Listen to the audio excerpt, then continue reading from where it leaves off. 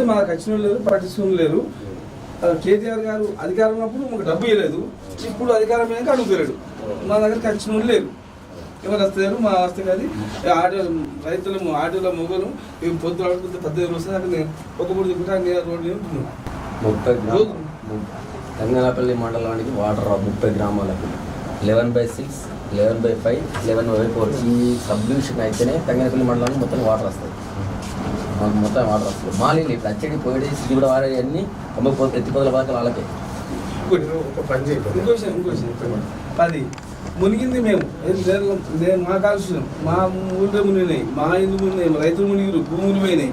ఆ నీళ్లు పోయేది మా మిడ్మార్ కూడా మా కాలుష్యం ఉంది. ఆ నీళ్లు పోయి ఎక్కడ జరుగుతున్నాయి అంటే మల్లన్న సాగర్ మనం వెళ్ళినాం. హరీష్ రావు పల్లె తెచ్చుకున్నాడు. హరీష్ రావు పల్లె తెచ్చుకున్నాడు. కేసీఆర్ అక్కడ దాకపోతుంది నీళ్లు, కానీ మనం వెళ్తున్నాం. పక్కపండి మాకు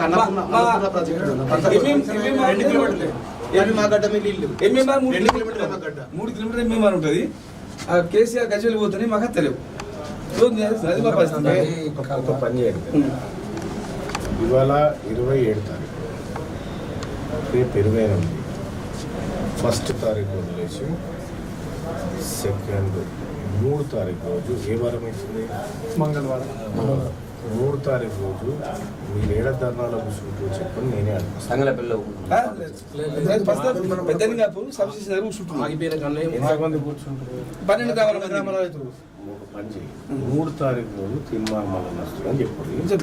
ఈ లోపు మళ్ళీ వస్తుందంటే ఎందుకు వచ్చిన బాధ అని చేసినా చేస్తాను, అయిపోతుంది. లేకపోతే నేను వస్తాను. 3 తారీఖు రోజు నేను సిరిసిల్లకు వస్తా ఉన్నా, ఆడికి మీ ప్రాజెక్ట్ కాడికి వస్తా ఉన్నా, మీ గ్రామాల కాడికి వస్తా, నేనే కూర్చుంటా ధర్నాలు, నేనే మాట్లాడతాను. అందుకే వస్తా అన్న ఒకటి దయచేసి అంటే ఒక్క కాలువ 1.5 కిలోమీటర్లు అయిపోయింది కాలువ. అదొక్కటి పూర్తి అయితే కనుక 12 గ్రామాలు బతుకుతాన్న 10,000 ఎకరాలు అన్న. మాకు 4 ఎకరాల భూమి అన్న. కర్ర వెట్ల ఎంత నేను 3-4 ఏళ్ళు అవుతుంది. అయితే అంతకు 10 ఏళ్ళు చూసినాము, కాలేదు. మళ్ళీ ఇప్పుడు 3 ఏళ్ళు అవుతుంది, కాలేదు. సర్పంచ్ కేటీఆర్ దత్తత గ్రామము, బీఆర్ఎస్ సర్పంచ్, బీజేపీ పార్టీలు ఏమొద్దులే కానీ రైతుల సమస్య అన్న, రైతుల సమస్య. రైతులము రైతు బిడ్డలుగా మనం ఆడ కూర్చొని నేనేం చేయాలో చేస్తా. 3 తారీఖు రోజు నేను ఆడికి వస్తున్నా. పోయినసారి ల్యాండ్ అక్విజిషన్ రైతులు వద్దంటారు కదా, ల్యాండ్ అక్విజిషన్ చేసినప్పుడు రైతులు వద్దంటారు కదా. రైతులు స్వచ్ఛందంగా ముందుకొచ్చి అంటున్నారు కదా. ఎక్కడికి మనం చూస్తున్న ప్రాజెక్టులు, గవర్నమెంట్ ప్రాజెక్ట్ వచ్చినప్పుడు ల్యాండ్ అక్విజిషన్ అనేది జరుగుతుంది. అక్విజిషన్ జరిగినప్పుడు ఏమవుతుంది? రైతులు నిరాకరించుకుంటారు, అడ్డుకోవడం జరుగుతుంది కదా. రైతులు స్వచ్ఛందంగా ముందుకొచ్చి నుంచి 10,000 ఎకరాల ఆయకట్టు సాగులోకి వస్తాయి కదా.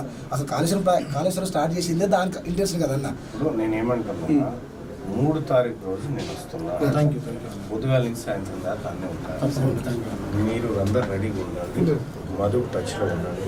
నేనే వస్తా. ఆ రోజు అన్ని గ్రామాల ప్రజలు పిలిపిస్తే నేనే వచ్చి ఉద్యమం లెక్క తయారు చేసి దాన్ని ఖచ్చితంగా పరిష్కారం అయ్యేటట్టు నేను చేస్తాను. మరొకటి, పోయినసారి నవలపల్లిలో దగ్గర ఒక 16 బోర్డులు వేయడం జరిగింది.